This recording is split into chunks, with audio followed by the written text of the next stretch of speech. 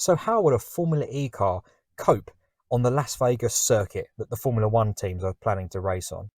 There's been a lot of talk lately about the Formula One that's taking place in Las Vegas, particularly the temperature aspect of it. It's going to be down to 6 degrees centigrade or 43 degrees Fahrenheit.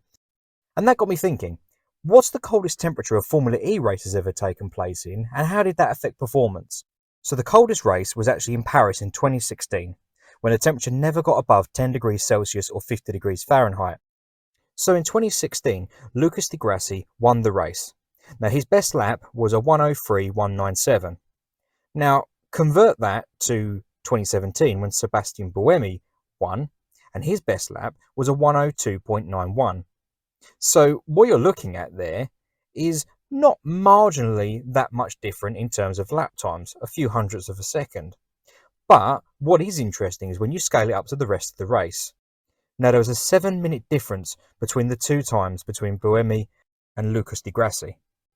Now there's two factors at play here.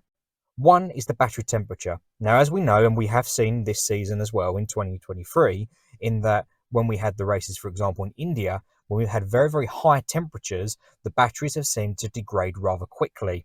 And that has caused a problem on track with having to slow down. However, the same is true at the other end of the spectrum. When the cars are too cold, you can't get great performance out of the battery. However, you've got to factor in the case that the batteries in these cars do have an operating range, typically between 10 and 30 degrees Celsius or 50 and 86 degrees Fahrenheit. Now that does play a crucial part in this, but so does tire. So the forecast for Las Vegas is going to be 6 degrees or 43 degrees Fahrenheit during the race. Now, interestingly, I think this is where Formula E comes into its own.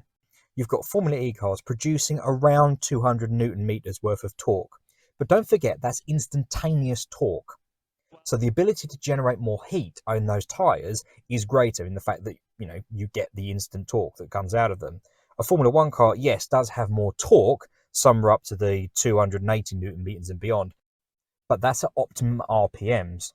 Whereas for a Formula E car, the optimum RPM is instantaneous. Now, okay, yes, Formula E doesn't use tyre warmers. They never have done for, many logical reasons, but mainly an environmental one. But predominantly, those tyres can perform at those temperatures as well. You've got to think your road-going car doesn't have a problem driving around at sub-zero temperatures. It's easily able to do that. So for me, this was an interesting dilemma. Why doesn't Formula E try and do colder races? I think this would be very interesting to see. Perhaps maybe some of the Scandinavian countries might be interested. Now, the whole point of Formula E, yes, of course, is to race. It is a sport. However, it's the trickle-down effect of technology that you and I both benefit from in our road-going cars in the future. So wouldn't it be interesting to see what they could do with that and how they could tweak performance, but ultimately see how they could actually adapt battery technology? Now, you never know. It may be a case of, if you're going to race in colder temperatures, you look at having battery warmers. Exactly the same as most modern day cars do. It'd be very interesting what impact that have on range, and again, what that could bring into real life situations. I think it's an interesting topic, and I think it's something that Formula E should be looking at.